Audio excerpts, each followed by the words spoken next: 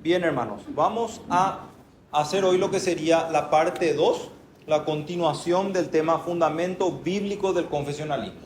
Habíamos visto el domingo pasado que el fundamento bíblico del confesionalismo lo veríamos en tres partes. Habíamos hablado de su base, la base de ese fundamento bíblico. Habíamos dicho que vamos a analizar las confesiones de fe que hay en el Antiguo como en el Nuevo Testamento, y también vamos a finalizar el estudio de hoy, si Dios permite, hablando de el deber de los cristianos de confesar. Entonces, a modo de repaso, ¿cuál dijimos que era la base del fundamento bíblico del confesionalismo? Habíamos dicho que se puede confesar por una cuestión de pragmatismo. Podemos entrar en el confesionalismo porque eso evitaría que el posmodernismo se introduzca en la iglesia y cause todo tipo de tergiversación en la doctrina. Sin embargo, si ese es nuestro único fundamento para ser confesionales, realmente no es suficiente. El único fundamento verdadero es que ese fundamento sea bíblico, que está en la Escritura. Y primeramente habíamos dicho que su base es que nuestro Dios es un Dios que confiesa. Recuerdan que nos tomamos el tiempo de ver cómo Dios es un Dios que confiesa esas verdades, que ha confesado esas verdades para mostrarnos o revelarnos su carácter, su obra, a revelarse a sí mismo. Entonces, primeramente pusimos ese cimiento. Dios es un Dios que confiesa. Esa es nuestra primera base del fundamento bíblico. Luego dijimos que íbamos a analizar las confesiones que se encuentran en el Antiguo y en el Nuevo Testamento, y pudimos llegar a desarrollar todo lo que era la confesión más básica del Antiguo Testamento. La confesión más antigua y básica que se encuentra en el Antiguo Testamento, que es el Shema. Oye Israel, Jehová nuestro Dios, Jehová uno es. Esa es la confesión de fe más básica, esencial y fundamental que nosotros encontramos en el Antiguo Testamento. Y lo que yo quiero hacer hoy es adentrarnos ya en ver el fundamento bíblico del confesionalismo a la luz de los pasajes del Nuevo Testamento. Así que vamos a ver que ese verbo, el verbo confesar, o puede ser también profesar, aparece muchas veces en el Nuevo Testamento. De hecho, el Nuevo Testamento está lleno de esa palabra en griego. Tiene un uso muy amplio, y quiero comentarles un poco cómo es que muchas veces se usa esa palabra en el Nuevo Testamento. Por ejemplo, se puede usar para manifestar el compromiso que alguien hace sobre algo. Confesar como el compromiso que alguien hace sobre algo. Se usa también a veces para describir el acuerdo o punto de vista que alguien comparte con otra persona. Eso es también un sinónimo de la palabra confesar. Se usa también para admitir que algo es verdad. Cuando confesamos, admitimos que algo es verdad. Y finalmente lo vamos a encontrar también usado como el reconocimiento de algo en público. Confesar es reconocer algo públicamente. Entonces, a la luz de que esa palabra confesar o profesar en el Nuevo Testamento tiene un uso tan amplio, nosotros no vamos a poder cubrir todo eso. Lo que vamos a hacer es mirar tres usos específicos que el Nuevo Testamento le da a esta palabra confesar, pero con respecto a la fe o a la creencia de una persona. Porque lo que queremos analizar ahora es el fundamento bíblico del confesionalismo en el Nuevo Testamento. Entonces tenemos que mirar a esa palabra cómo se usa con respecto a la fe o a la creencia de una persona. Y para eso vamos a empezar este primer punto, que son las confesiones en el Nuevo Testamento, y lo vamos a mirar desde tres subpuntos de vista. Vamos a ver el acto de confesar en primer lugar. Entonces, este es el primer uso que nosotros tenemos. ¿Alguien podría buscar Mateo capítulo 10, versículos 32 al 33?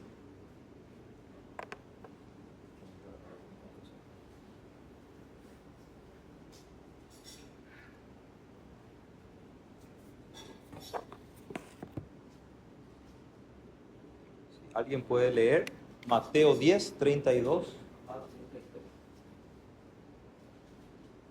A cualquiera pues que me confiese delante de los hombres, yo también le confesaré delante de mi Padre que está en los cielos. Y y a cualquiera que me niegue delante de los hombres, yo también le negaré delante de mi Padre que está en los cielos. Excelente, gracias Carlos. Lo primero que vemos aquí entonces es que hay un contraste con negar. Confesar algo es contrastado con negar. A cualquiera que me confiese delante de los hombres, yo le confesaré delante de mi Padre, y a cualquiera que me niegue delante de los hombres, yo también le negaré delante de mi Padre que está en los cielos. Este es un uso del acto de confesar, de la palabra confesión, que se usa para contrastar la negación. Y acá podemos nosotros sacar un principio o una aplicación práctica, ¿verdad? Porque nosotros habíamos visto inclusive que el posmodernismo tiene una tendencia constante de reinventarse para encontrar la forma de desacreditar el cristianismo, de desacreditar lo que enseña la Biblia, de presentar pruebas de que esto ya no es relevante. En esencia, constantemente están intentando negar la existencia de Dios. Entonces, como confesionales, nosotros debemos tratar de luchar contra ese contraste de la negación, ¿verdad? Dice, por ejemplo, 1 Pedro 3, 14 al 16, estad siempre preparados para presentar defensa con mansedumbre y reverencia. ¿Ante quién? Ante todo aquel que os demande razón de la esperanza que hay en vosotros. Entonces, confesar nuestra fe es una manera de luchar contra esa negación que nosotros vemos que la sociedad o el mundo constantemente presenta en contra de inclusive la existencia misma de Dios, ¿verdad? Confesar también es identificarse con lo confesado. Y encontramos esto en el Nuevo Testamento. Se usa para identificarnos con aquello que confesamos. Dice Juan capítulo 9, versículo 22, esto dijeron sus padres porque tenían miedo de los judíos, por cuanto los judíos ya habían acordado que si alguno confesase que Jesús era el Mesías, fuera expulsado de la sinagoga. Así que en este sentido la palabra confesar se ve que se usa para identificarse con lo confesado. Si yo confieso que Jesús es el Mesías, yo me identifico con todo lo que significa que Jesús sea el Mesías. También confesar en el Nuevo Testamento se usa para ratificar la conducta. Ratificar una conducta. Veamos cómo se ve eso. En 2 Corintios 9:13 dice, pues por la experiencia de esta administración glorifican a Dios, y dice, por la obediencia que profesáis al Evangelio de Cristo y por la liberalidad de vuestra contribución para ellos y para todos. Habla de la obediencia que profesáis al Evangelio de Cristo. Hay una confesión, hay una profesión del Evangelio de Cristo, y dice que se confirma por la obediencia que se veía en estas personas a esa profesión. También el bautismo estaba ligado al la confesión estaba ligada al bautismo en la iglesia primitiva. Podemos buscar, por favor, 1 Timoteo 6, versículos 12 y 13. Confesar estaba ligado al bautismo en la iglesia primitiva.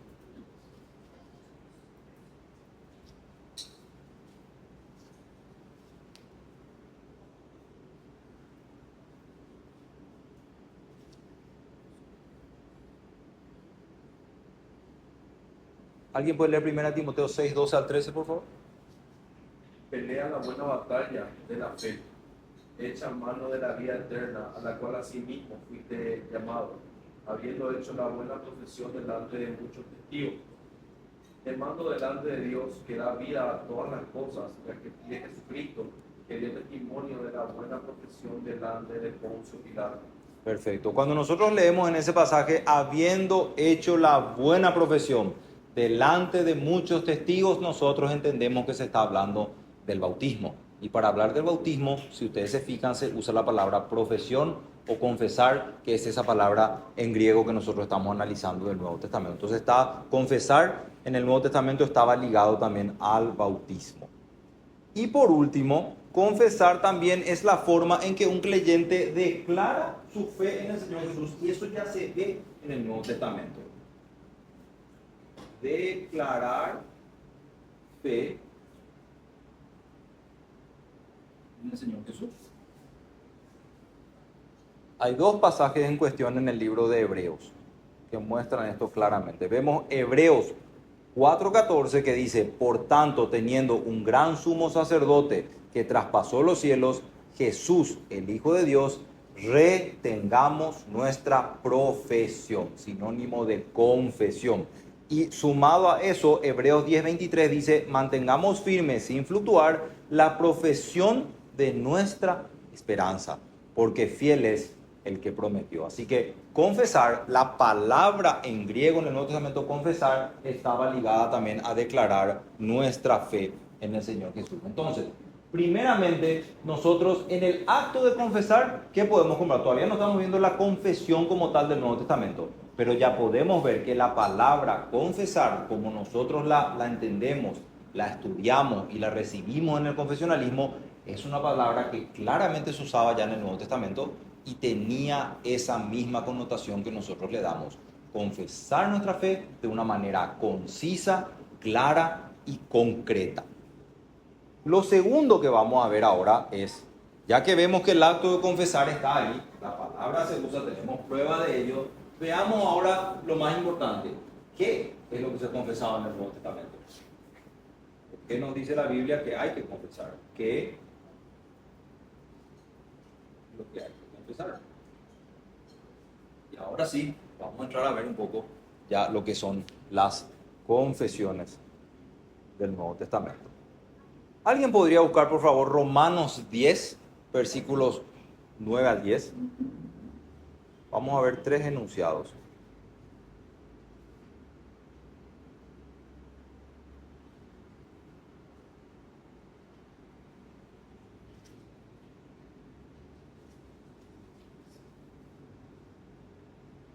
Romanos 10, 9 al 10.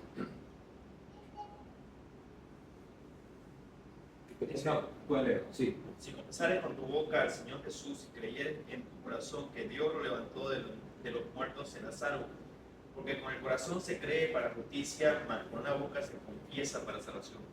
En este pasaje nosotros vemos lo primero que quiero que analicemos, que hay que confesar y que el Nuevo Testamento ya se confesaba, y es que Jesucristo es el Señor. Dice que si confesares con tu boca que Jesús es el Señor, y luego dice, porque con el corazón se cree para justicia, pero con la boca se confiesa para salvación. Aquí un paréntesis, cuando este pasaje dice con la boca se confiesa para salvación, no está hablando de una salvación por obras, no está hablando de que la salvación viene porque confesamos, porque realmente si leemos un poquitito antes de ese versículo 10, dice, con el corazón se cree para justicia. La justificación viene por medio de la fe. Y este que dice, con la boca se confiesa para salvación, ese es el fruto ya de la conversión. Aquel que con el corazón cree para justicia, inevitablemente confiesa con su boca para salvación. No está enseñando este pasaje una salvación por obras. Entonces, que Jesús es el Señor, en otras palabras, ¿qué está confesando? Todas las confesiones que nosotros encontramos en el Nuevo Testamento, hermanos, de una u otra manera, están cargadas de significado teológico. Y por eso es que es importante que nosotros no solo reconozcamos que estas confesiones están ahí, sino que entendamos, ¿qué te digo cuando digo que Jesús es el Señor? Estoy diciendo en esencia que Él es Dios. Cuando confesamos que Jesús es el Señor, estamos confesando su deidad o que Él es verdaderamente Dios. Eso no es suficiente. También tenemos que confesar, en segundo lugar, que Jesús es el Hijo de Dios. Esta es la segunda confesión que yo quiero que veamos en el Nuevo Testamento y está en 1 Juan 4:15. Les leo, dice, todo aquel que confiese que Jesús es el Hijo de Dios, Dios permanece en él y él en Dios. Como les había dicho antes, al declarar que Jesús es el Señor, estamos declarando que Él es Dios. ¿Qué significado teológico o a qué doctrina fundamental podríamos estar apuntando cuando declaramos que Jesús es el Hijo de Dios? A la Trinidad. Estamos ya confesando que Dios es un Dios trino. Vamos a entrar después más en detalle de eso. Y por último, el tercero que quiero ver de lo que hay que confesar es que Jesús es verdaderamente hombre. ¿Alguien podría buscar 1 Juan 4, 2 y 3? Y otra persona, por favor, 2 de Juan 7. Verdaderamente hombre.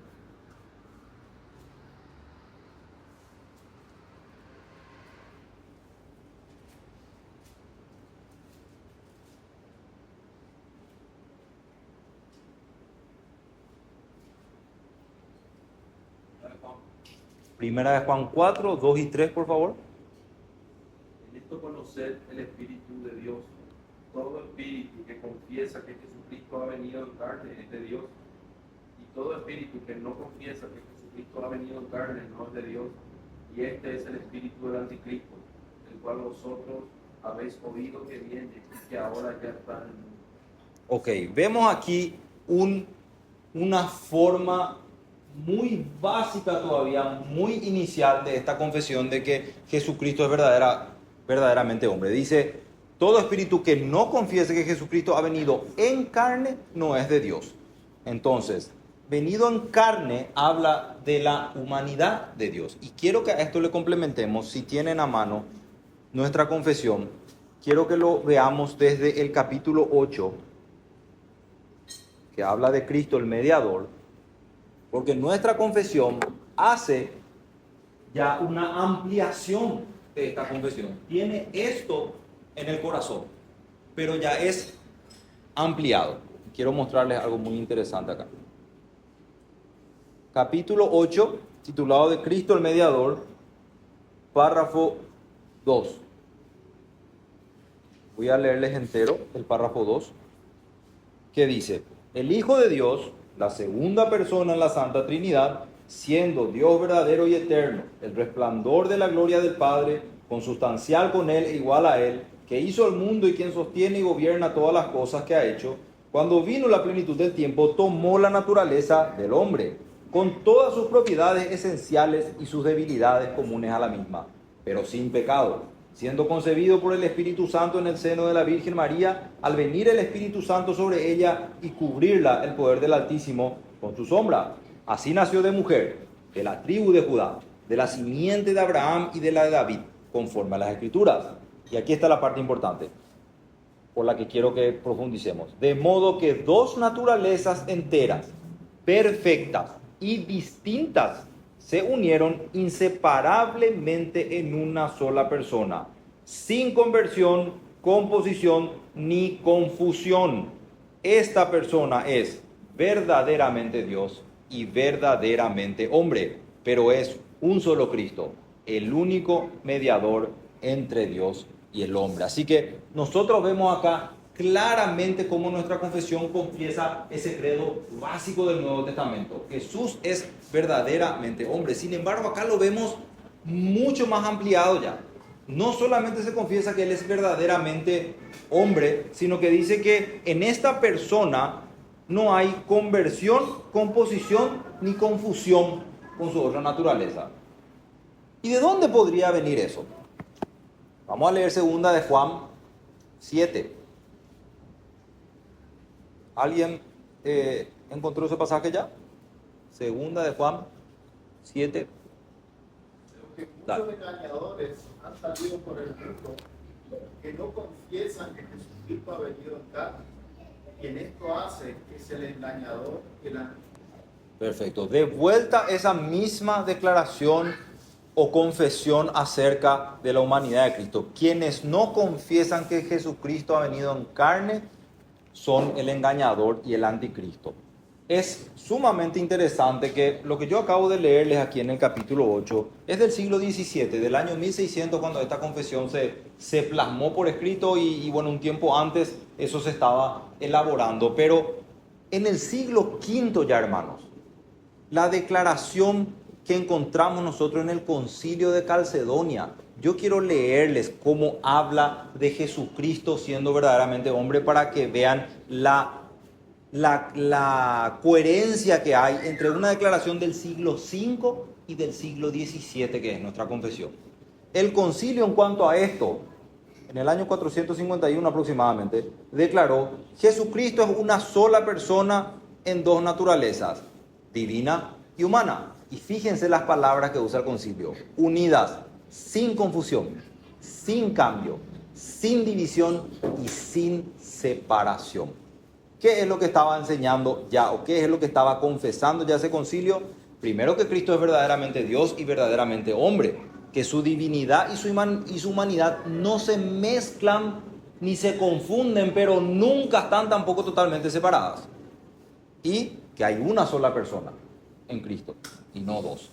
Dos naturalezas, una sola persona. Cristo es verdaderamente Dios y verdaderamente hombre. Entonces me pareció muy lindo ver cómo ese concilio lo tomó la confesión de fe tal cual, prácticamente esas palabras las estiró de ahí, como también adhiriéndose a esa ortodoxia que habíamos dicho que es parte del fundamento del confesionalismo. Era uno de los pilares, es que nosotros creemos que el pasado aún tiene un valor demasiado importante y relevante para nosotros, a tal punto que una confesión del siglo XVII toma las palabras del siglo V, y los del siglo V tomaron las verdades que estaban en el Nuevo Testamento. O sea, el fundamento y la base siempre estuvo ahí en la confesión de los apóstoles y en muchos pasajes del Nuevo Testamento. Entonces, con esto nosotros podemos ver que Jesucristo, verdaderamente hombre, también tiene implicancias teológicas para la cristología. Estos son solamente algunos de los ejemplos de lo que nosotros tenemos que confesar tomando como base el Nuevo Testamento y esas confesiones básicas.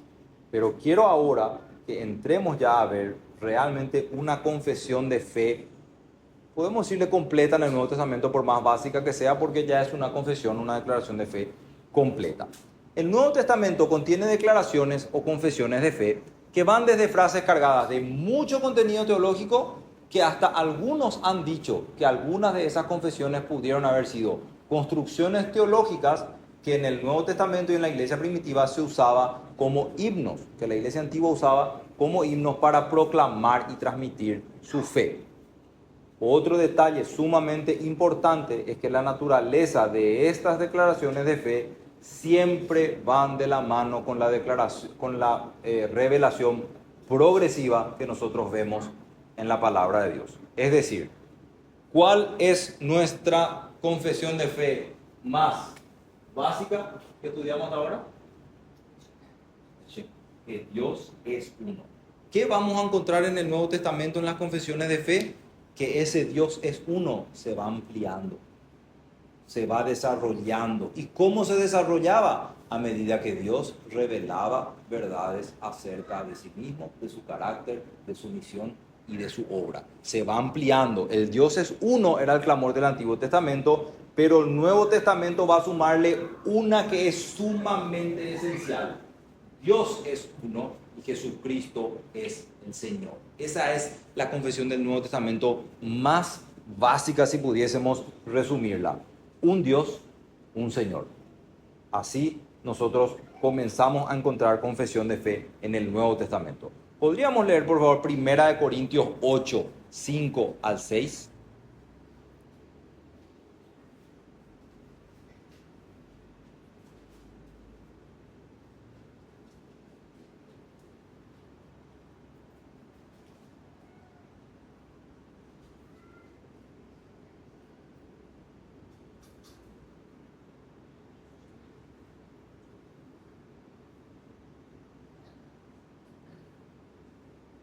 Primera de Corintios 8, 5 al 6. ¿Alguien quiere leer?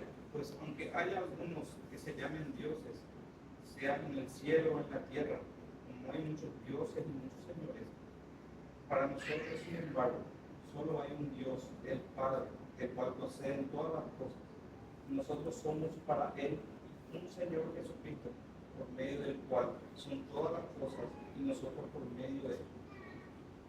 Vemos nosotros primeramente que dice Pablo, solo hay un Dios, que es el Padre, del cual proceden todas las cosas. Pero no queda ahí esa confesión. Esa confesión se amplía y dice, y un Señor Jesucristo, por medio del cual son todas las cosas, y nosotros por medio de Él. También Efesios 4, 5 al 6 dice, un Señor, una fe, un bautismo, un Dios y Padre de todos, el cual es sobre todos y por todos. Primera de Timoteo 2:5 dice, hay un solo Dios y un solo mediador entre Dios y los hombres, e identifica a ese mediador, Jesucristo, hombre. Y Judas 4 dice, porque algunos hombres han entrado encubiertamente, los que desde antes habían sido destinados para esta condenación, hombres impíos que convierten en libertinaje la gracia de nuestro Dios y niegan a Dios, el único soberano, y a nuestro Señor Jesucristo.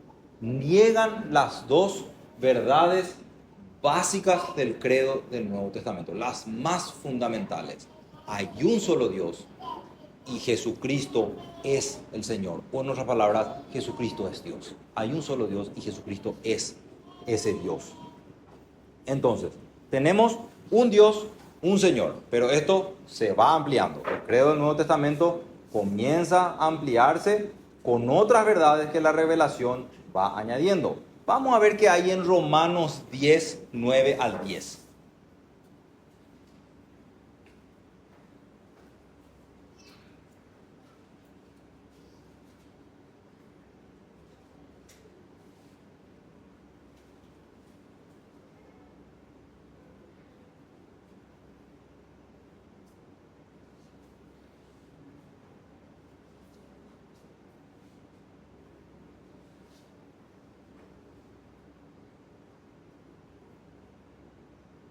Voy a poner a modo de resumen las confesiones de fe que vamos encontrando.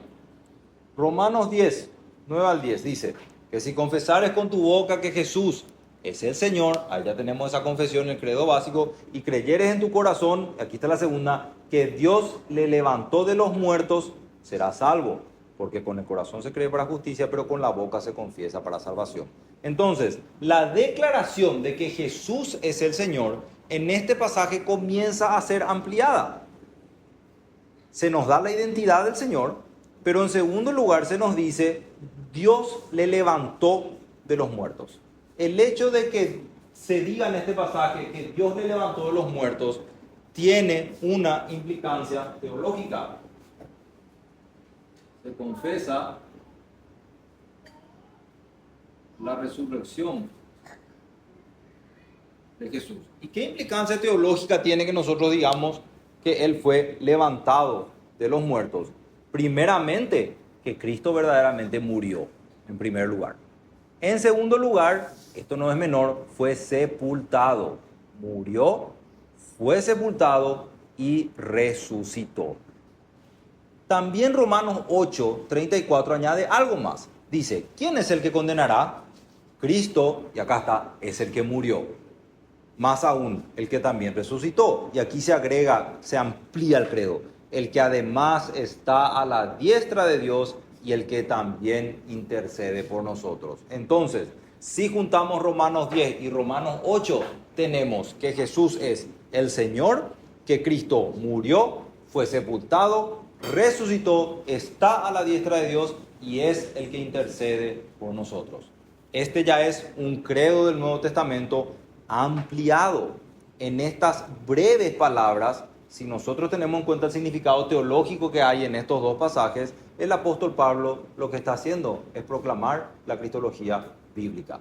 Esta es la doctrina de la cristología bíblica en su forma más básica en el Nuevo Testamento, que luego se va, ya en las confesiones de fe y en los concilios, esto se va ampliando y se va volviendo cada vez más sólido y más, podemos decirle, inmune a las herejías, ¿verdad? En contraste a las herejías que iban surgiendo contra una declaración tan básica, entonces fieles hombres de Dios que Dios ha puesto en la historia de la iglesia dijeron, acá tenemos que profundizar, acá tenemos que solidificar esto porque esto es una verdad básica, este es el credo básico del Nuevo Testamento y se están metiendo hombres a tratar de decir o que Dios no es verdaderamente hombre, o que Jesús no es el Señor, o que Él verdaderamente no resucitó. Entonces todas esas verdades se van solidificando hasta llegar a las confesiones, vamos a decir lo más modernas, por más antigua que sea, pero mirando el Nuevo Testamento a las más modernas como estas que ya son sumamente completas en ese sentido. Entonces, nosotros vemos que el Nuevo Testamento contiene declaraciones detalladas, embellecidas y estructuradas, a través de las cuales la iglesia verdaderamente podía proclamar su fe. Dice, por ejemplo, 1 Corintios 15, les voy a dar tiempo para que encuentren, así leamos juntos. 1 Corintios 15, 3 al 8.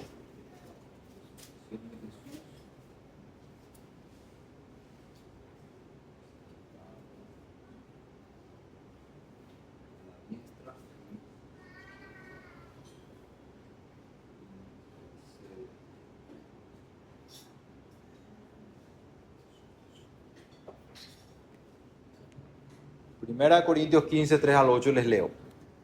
Porque primeramente os he enseñado lo que asimismo recibí, que Cristo murió por nuestros pecados conforme a las Escrituras, y que fue sepultado, y que resucitó al tercer día conforme a las Escrituras, y que se apareció a Cefas y después a los 12, después apareció a más de 500 hermanos a la vez, de los cuales muchos viven aún y otros ya duermen. Después apareció a Jacobo, después a todos los apóstoles, y al último de todos, dice Pablo, como a un abortivo, me apareció a mí. ¿Qué podemos ver nosotros en esta confesión de fe ampliada ya del Nuevo Testamento? Primero, la expresión de primeramente os he enseñado lo que asimismo recibí. Así que esto nos habla de tradición apostólica. Pablo declara que el evangelio que él les había enseñado no es un invento humano, no es invento suyo, sino que él lo recibió directamente de parte del Señor. El enseñar lo que él recibió es el significado de la responsabilidad que tiene la iglesia y es también parte de la buena tradición de la que tanto hablamos también hace unos domingos. El enseñar fielmente lo que se recibió transmite la idea de esa tradición apostólica o esa buena tradición de lo que hay que enseñar. Y de hecho, vamos a ver un poco más adelante cuando lleguemos a este punto, que es nuestro deber como creyentes, confesar de esa manera. En segundo lugar, Pablo, ¿qué hace en este pasaje? Sintetiza el mensaje del Evangelio. Lo sintetiza en forma de frases concretas que transmiten una verdad con respecto a él. Su esfuerzo por proclamar la verdad de forma concreta, para que lo entendamos, es sinónimo de una confesión de fe. Resumir el Evangelio con frases concretas, esenciales y fundamentales de lo que el Evangelio es sinónimo, hermanos, de confesar nuestra fe. Cuando nosotros predicamos el Evangelio y lo hacemos a lo mejor de una manera resumida y no en un sermón de 1 hora, nosotros estamos confesando nuestra fe. Estamos confesando que creemos en ese Evangelio y estamos confesando las verdades que revela el Evangelio. Y vemos que Pablo hacía eso. Ya Pablo hacía eso a la iglesia en Corinto. En tercer lugar, el orden que Pablo utiliza es interesante. El orden de esta confesión de fe tiene como una línea de pensamiento. Primero, Cristo murió por nuestros pecados. Cristo fue sepultado. Cristo resucitó de los muertos. Él ha sido visto por muchos testigos, incluyendo a los apóstoles y a Pedro, que es Cefas. Entonces, ¿qué hay en esta línea de pensamiento? Cristo murió por nuestros pecados, es un resumen de la doctrina de la expiación.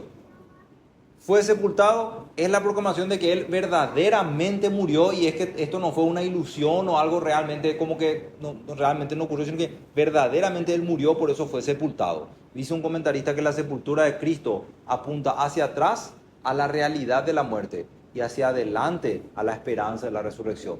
La sepultura es sumamente importante porque nos recuerda la realidad de la muerte, pero a la vez nos da esperanza de que habrá una resurrección. Que resucitó al tercer día, su obra en la tierra fue completa y aceptada por su Padre. Y que se apareció a Cefas y después a los 12, es la confesión de que nosotros no servimos ni adoramos a un Señor muerto, sino que nuestro Redentor vive. Así que, como pueden ver ustedes, en este pasaje de 1 Corintios nosotros tenemos ya los complementos del credo del Antiguo Testamento, tenemos todas estas declaraciones básicas del Nuevo Testamento, y esas son ampliadas, son confesadas de una manera concreta, clara y resumida y cargada de significado teológico, hermanos. Nuestra confesión de fe está cargada de significado teológico. Si ustedes quieren, por cuestión de tiempo no vamos a poder revisar pero si ustedes quieren en sus casas pueden analizar 1 de Timoteo 3:16. Otra confesión de fe del Nuevo Testamento sumamente ampliada para ese contexto, en donde leemos que Pablo dice: Dios fue manifestado en carne, justificado en el Espíritu, visto de los ángeles, predicado a los gentiles, creído en el mundo, recibido arriba en gloria. Tiene la misma estructura de la confesión que vimos ahora en 1 Corintios, pero revela algunas otras verdades y de hecho revela bastante contenido tiene esta declaración de fe. No nos da el tiempo para profundizar en esta, porque también tenemos que entrar a ver, ahora que entendemos que la base del confesionalismo, la base bíblica, es que Dios es un Dios que confiesa.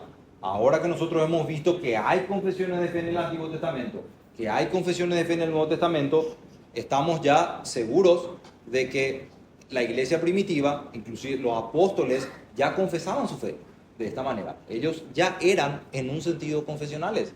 No le llamábamos así, porque más adelante recién ese término se afianzó, se desarrolló por completo y se acuñó. Pero en un sentido muy real, los apóstoles ya eran confesionales.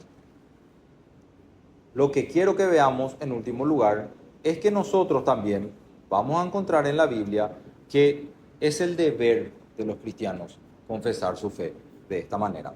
Y vamos a verlo esto de vuelta a la luz de 3 enunciados. Después de haber demostrado que las confesiones de fe no solo son legítimas, sino que son la forma en la que la palabra de Dios ha expresado la fe que debe tener el pueblo de Dios, ahora vamos a ver que realmente tenemos una obligación como iglesia o como creyentes de confesar nuestra fe. Mateo 16, por favor, si buscamos, versículos 3 al 19. El primer enunciado va a ser que la iglesia de Cristo está constituida sobre una confesión de fe.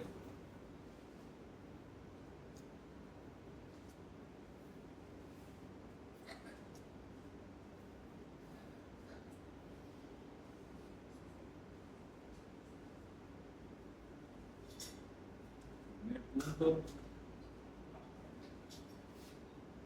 La iglesia estaba constituida sobre una confesión de fe.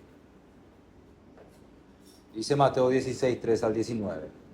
Viniendo Jesús a la región de Cesarea de Filipo, preguntó a sus discípulos diciendo: ¿quién dicen los hombres que es el Hijo del Hombre? Ellos dijeron: unos Juan el Bautista, otros Elías y otros Jeremías o alguno de los profetas.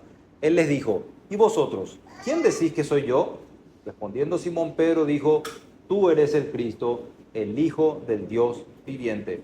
Entonces le respondió Jesús: bienaventurado eres, Simón, hijo de Jonás, porque no te lo reveló carne ni sangre, sino mi Padre que está en los cielos.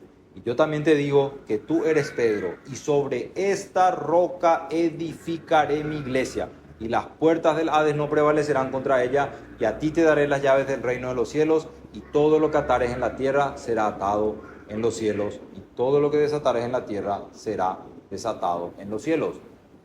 ¿Qué le estaba diciendo esencialmente el Señor a Pedro cuando le dice: sobre esta roca edificaré mi iglesia? El Señor se estaba refiriendo a la confesión de fe que acababa de hacer Pedro. ¿Cuál era esa confesión de fe? Era la confesión más básica de fe que podemos encontrar en el Nuevo Testamento. Un Dios, un Señor. Tú eres el Hijo del Dios viviente. Era una confesión sumamente básica, pero no obstante, una confesión de fe. Y el Señor dice: edificaré mi iglesia sobre esa confesión. Así que la iglesia está constituida sobre el acto de confesar nuestra fe. Está establecida sobre la base de la declaración de quién es Cristo, lo cual ha sido revelada por el Espíritu Santo y ha sido proclamada por los apóstoles. La iglesia de Cristo, en segundo lugar, también es edificada a través de las confesiones de fe. Edificada a través de las confesiones de fe.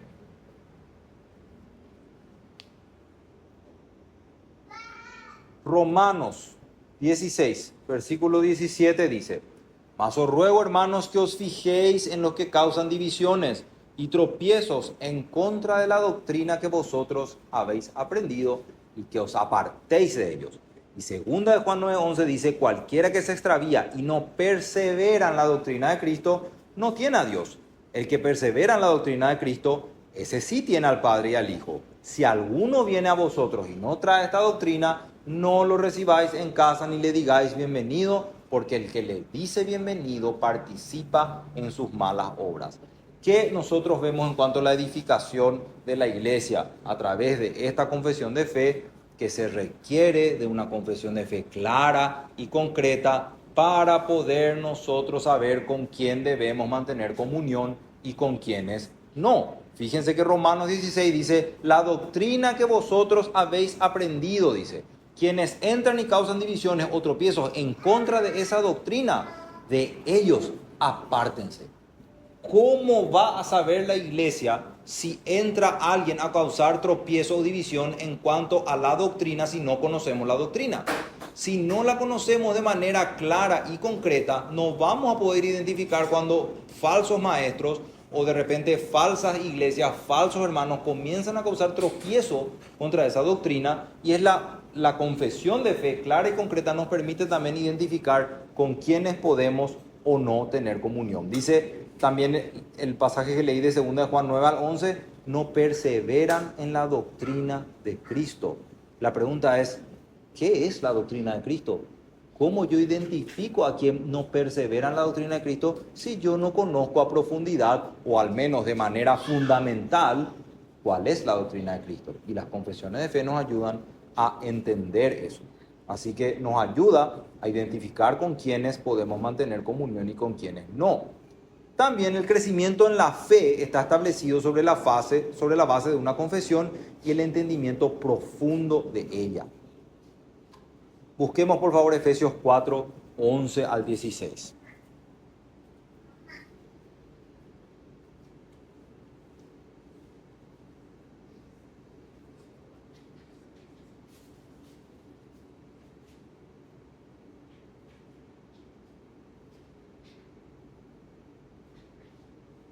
Dice Efesios 4, 11 al 16, y él mismo constituyó a unos apóstoles, a otros profetas, a otros evangelistas, a otros pastores y maestros, a fin de perfeccionar a los santos para la obra del ministerio, para la edificación del cuerpo de Cristo, hasta que todos lleguemos a la unidad de la fe y del conocimiento del Hijo de Dios, a un varón perfecto, a la medida de la estatura de la plenitud de Cristo, para que ya no seamos niños fluctuantes llevados por doquiera de todo viento de doctrina, por estratagema de hombres que para engañar emplean con astucia las artimañas del error, sino que siguiendo la verdad en amor, crezcamos en todo en aquel que es la cabeza, esto es Cristo, de quien todo el cuerpo, bien concertado y unido entre sí por todas las coyunturas que se ayudan mutuamente, según la actividad propia de cada miembro, recibe su crecimiento para ir edificándose en amor.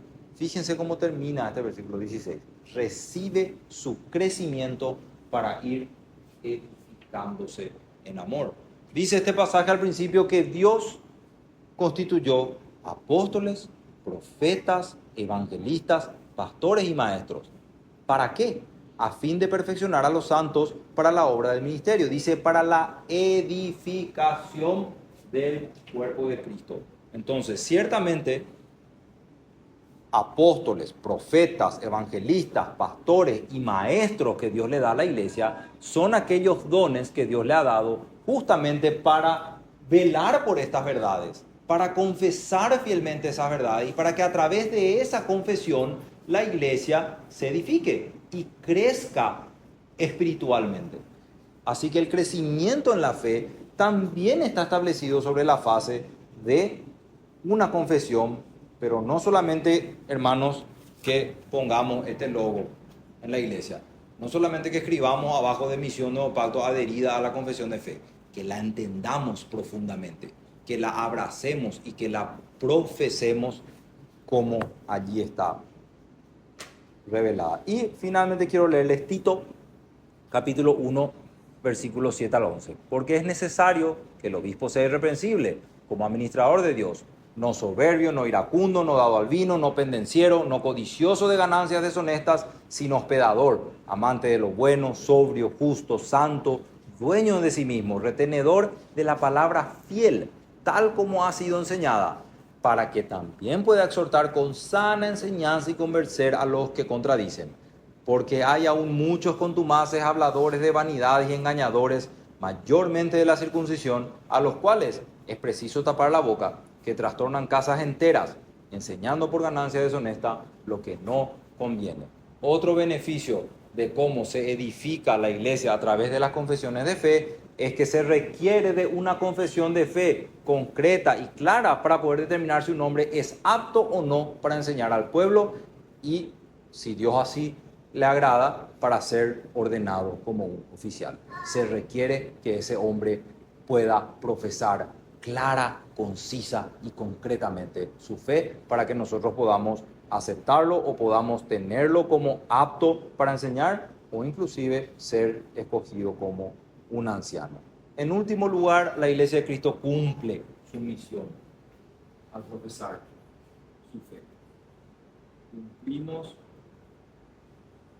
nuestra misión.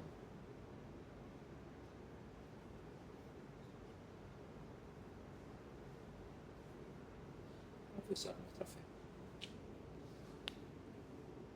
Voy a leerles los pasajes que son la prueba de esto. Segunda de Timoteo 1:13 dice: retén la forma de las sanas palabras que de mí oíste, le dice Pablo a Timoteo, en la fe y amor que es en Cristo Jesús.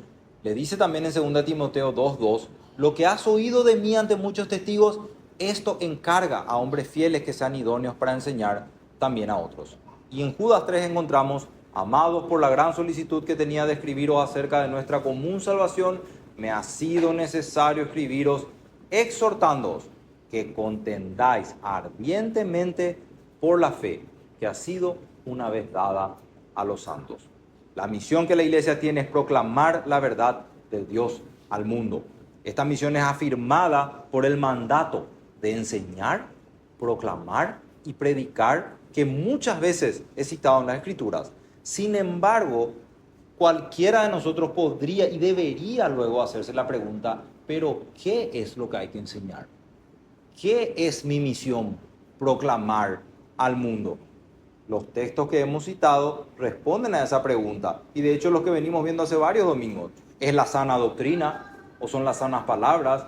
Es lo que has oído de mí, dice Pablo, y es la fe una vez dada a los santos, según el pasaje de Judas. Estas frases nos muestran que para la época apostólica ya existía un sistema concreto de creencias, al cual en el Nuevo Testamento se le llamaba de distintas maneras. Se le llamaba una fe, una doctrina, una enseñanza, una verdad, o inclusive el Evangelio se le llamaba. Pero claramente esas verdades eran distinguibles y permitían, al ser tan claras y concisas, permitían que se pueda delimitar perfectamente la línea entre la verdad y el error. Y eso es lo que las confesiones hacen en esencia, hermano. Nos permiten delimitar: aquí estamos parados en la verdad, aquí ya estamos parados en el error. Debemos mantenernos de ese lado de la línea. Aprovechando que nosotros hemos empezado a desarrollar el libro de Gálatas en las predicaciones del culto dominical, podemos tener en mente durante los próximos sermones que la circunstancia que estaba ocurriendo en la iglesia de Galacia es un buen ejemplo de esto, ¿verdad? Había falsos maestros que se metían a la iglesia a enseñar cosas erróneas. ¿Por qué Pablo les cataloga como falsos maestros? ¿Cuál es el estándar que Pablo usa para catalogarle a ellos como falsos maestros? Porque Pablo es bastante duro en Gálatas 1:9. Dice: si alguno os predica diferente evangelio del que habéis recibido, sea anatema o sea maldito. Así que cuando nosotros vayamos desarrollando versículo a versículo todo el libro de Gálatas, tengan en mente que uno de los problemas de ellos fue justamente no aferrarse a las confesiones de fe básicas del Nuevo Testamento. Y Pablo no lo tomó a la ligera. Pablo no fue relativista o inclusivo y dijo: no, pues dejemos que cada uno tenga su verdad. Si ellos quieren circuncidarse para ser salvos, déjale que se circunciden, nosotros no nos vamos a circuncidar. No, sea anatema.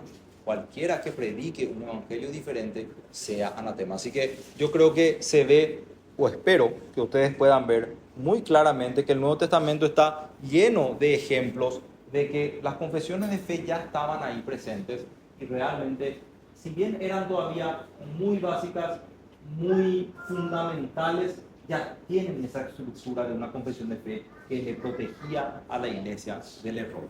Y Galacia es un ejemplo hermoso de eso. Ahí en Galacia no había todavía 1689, pero ya había confesiones básicas de fe y Pablo les dice, a esas aférrense, a esas verdades aférrense. Cualquiera que entre y enseñe en contra de ellas, ese es un falso maestro, de él apártense. Así que con eso, hermanos, nosotros hoy terminamos lo que es nuestro estudio sobre el fundamento bíblico del confesionalismo.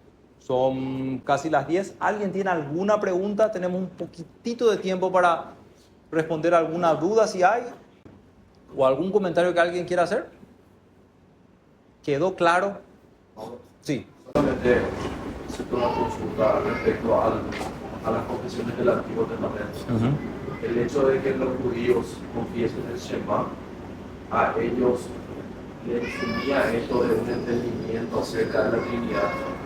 O la Trinidad era claro para el judío, pero luego fue sistematizado y organizado de una manera más progresiva en el Nuevo Testamento. Yo creo que ahí juega un papel importante lo que habíamos hablado en clases anteriores de la revelación progresiva que el Señor fue haciendo. Habíamos hablado que la confesión del Antiguo Testamento básica de Dios es uno. ¿En qué contexto se da? Esa confesión básica se da en el contexto de un pueblo que tiene dioses paganos. Entonces, Dios se diferencia de esos dioses paganos que ellos tienen, revelándoles que Él es el único Dios verdadero, pero también progresivamente que ese Dios era un Dios trino. Solamente que eso no se revela totalmente hasta que llegamos al Nuevo Testamento. Por eso siempre vemos la confesión de fe como algo que se va ampliando hasta que es completada. En el Antiguo Testamento también ellos tenían, vamos a decirle, una noción del Dios trino, pero posiblemente no lo veían como lo vio Pablo todavía. Pablo lo veía claramente. Pablo entendía ya perfectamente y tenía eso perfectamente revelado, pero en esencia eso estaba ahí. De hecho, podemos mirar al Evangelio también en ese sentido, ¿verdad? Y decir, ¿acaso a Adán y a Eva se les predicó el Evangelio completo? No, pero se les dio la esperanza del Evangelio, ¿verdad? Se les dijo que iba a venir una simiente. Ellos no sabían quién iba a ser, ellos no sabían que iba a ser judío, pero ellos sabían que esa simiente iba a venir. ¿Y cómo murieron? En la esperanza de que esa simiente iba a venir. De la misma manera, los judíos del Antiguo Testamento tuvieron solamente su confesión de fe básica, pero el Señor de distintas maneras les mostraba lo que en ese momento era suficiente revelarles a ellos acerca de su carácter, del carácter de Dios. No sé si responde a tu pregunta, Jorge. Ok. Sí. A lo largo de algo que se ve, digamos, en la tradición, en la historia de la iglesia, es las herejías que han surgido, sobre todo ahí en los primeros siglos.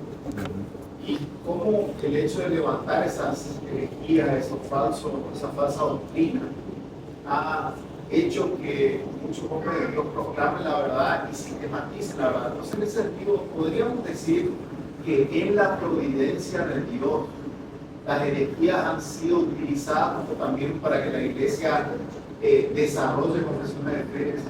Totalmente. De hecho, creo que es el contexto más inmediato que van a encontrar si estudian cada uno de los credos. Había alguna herejía que se había introducido en muchas iglesias, que estaba tomando mucha fuerza, que estaba tomando adeptos. Entonces, como había dicho antes, hombres fieles a quienes Dios escogió y apartó, se toman esa tarea, como dice Carlos, de decir, ok, esta herejía se está metiendo. Nosotros no vemos que eso esté en la Escritura, nosotros vemos que eso sea peligroso, y se desarrollaba el credo básico que ya se tenía. Y en un sentido nosotros creemos que, porque habíamos hablado de eso en una clase, creemos que este es un desarrollo suficientemente amplio de las doctrinas fundamentales como para no tener necesidad de seguir ampliando esto.